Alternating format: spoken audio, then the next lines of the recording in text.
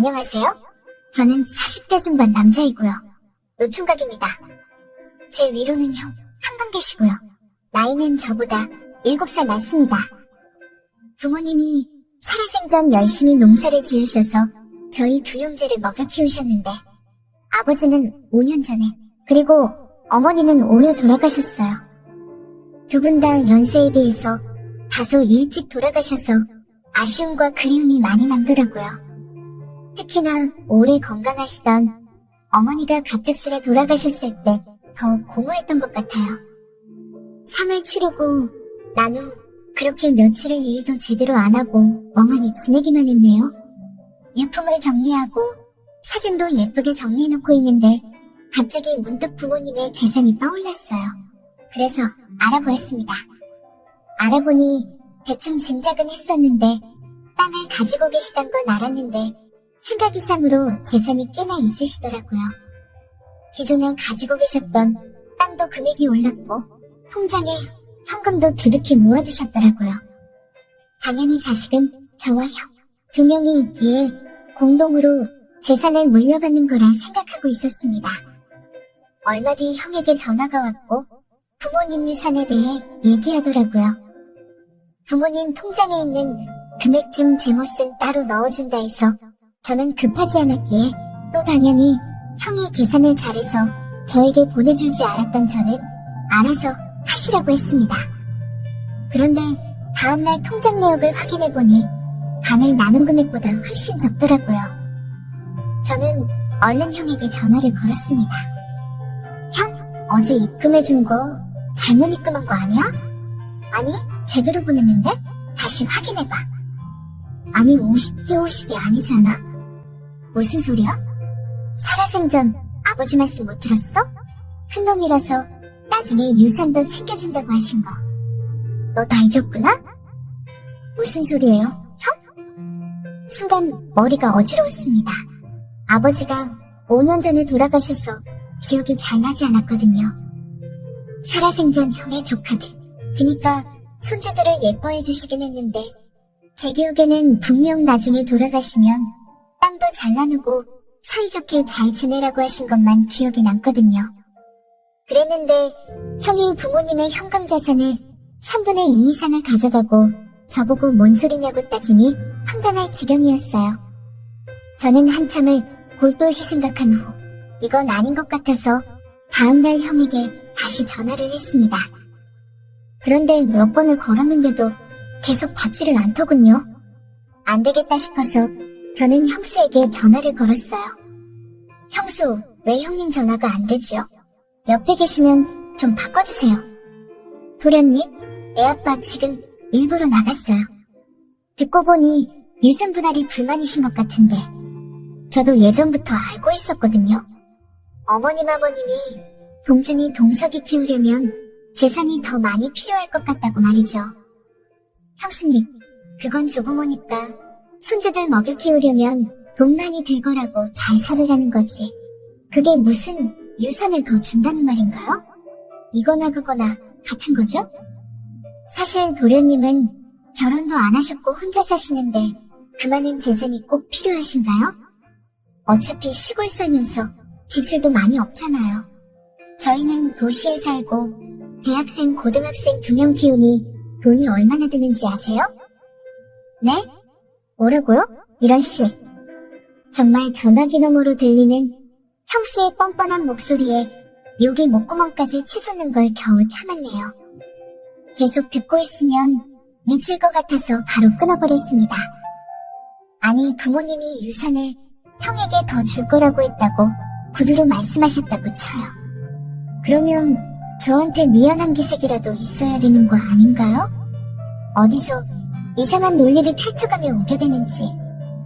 화를 진정하고 저는 형네 집에 가서 일단 대화를 하고자 마음먹었습니다.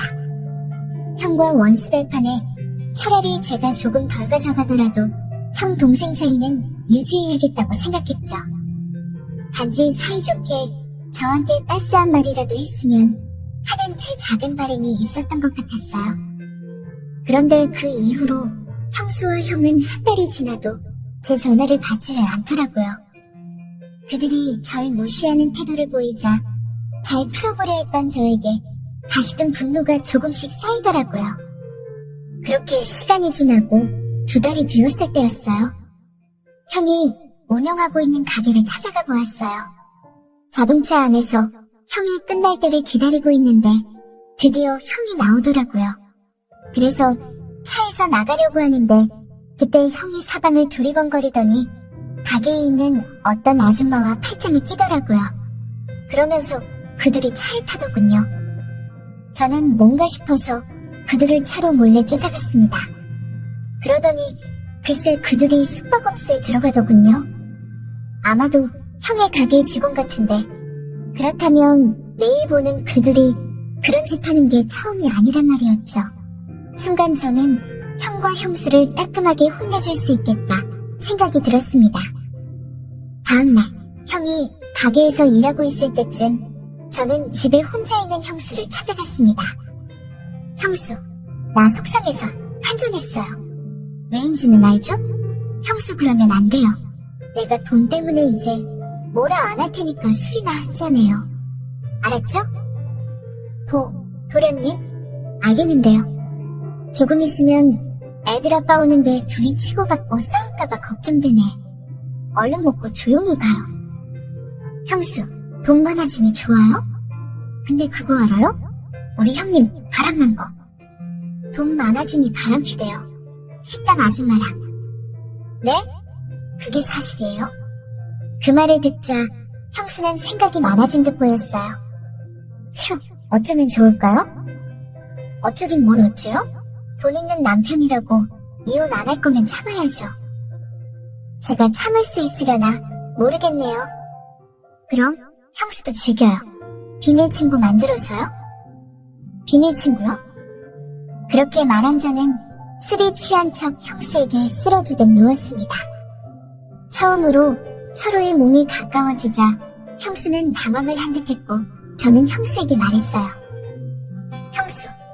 형수가 비밀 친구할 거면 나랑 하면 되죠. 저도 부모님 유산 받은 거 알죠? 저 결혼도 안 했고요. 그러자 형수는 고민을 하는데 싶었어요. 이때다 싶어서 전 형수에게 진한 키스를 했고 형수는 두 눈을 감았습니다. 취하지도 않았으면서 취한 척 민기적 부딪히니 그게 자극이 되었나 보더라고요. 얼굴이 벌개진 형수를 보고 전 저돌적으로 꽉 안았습니다. 그리고 넘지 말아야 될 선을 넘어버렸죠. 그 후로 전 몰래 연애하듯이 형수와 전화도 하고 형이 일터에 가 있을 때에는 몰래 집에 갔습니다. 처음에 고민하던 형수는 어디 갔고 이제는 빼지 말라 애원하더군요. 제가 여태 순둥순둥하고 깍듯이 돼 있어서 몰랐겠지만 실상 남자다운 모습을 봐서 그런지 저에게 완전 매료된 것 같더라고요. 그렇게 만나면서 제 재산을 줄 것처럼 계속 유도를 했습니다. 실컷 만나다가 이제는 정리를 해야 될 때가 온 것 같더라고요. 그래서 형수와 일을 치른 후 방가운데 몰래 속옷을 놓고 갔습니다. 형수에게는 일이 있는 척 급하게 나가버렸고 전화를 해서 선물을 줄 테니 잠깐 나와보라고 말했죠. 그렇게 시간을 끌고 나니 잠시 뒤 형이 퇴근할 시간이 됐더라고요. 저와 데이트를 하느라 정신없는 형수에게 전화가 왔습니다. 당신 어디야? 왜요 여보? 지금 친구 만나고 들어가려고요. 그래? 집에 와서 얘기하지. 얼른 와. 전화기 너머로 형의 목소리가 다 들리는데 화가 잔뜩 나 있더라고요.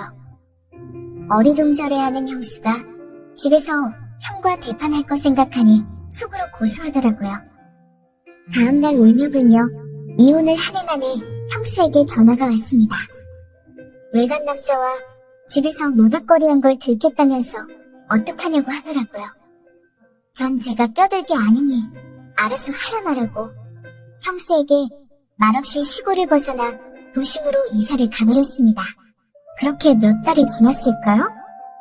형이 형수와 이혼했다며 문자가 왔는데 이혼하면서 재산 분할하고 본인이 바람피면서 꽃뱀 식당 아줌마에게 돈도 뜯겨서 남은 게 없다며 다 벌받은 것 같다고 미안하다고 하더라고요. 그래서 알아서 잘 헤쳐나가라고 했습니다.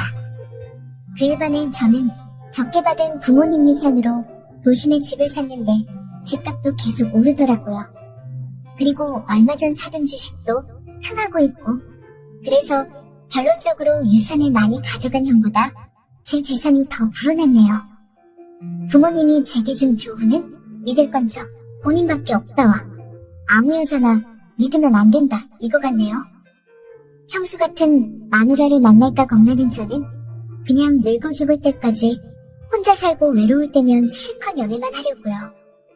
그리고 돈도 적당히 써가며 즐기면서 사는 게 이제 제 삶의 목적이 되어버렸습니다.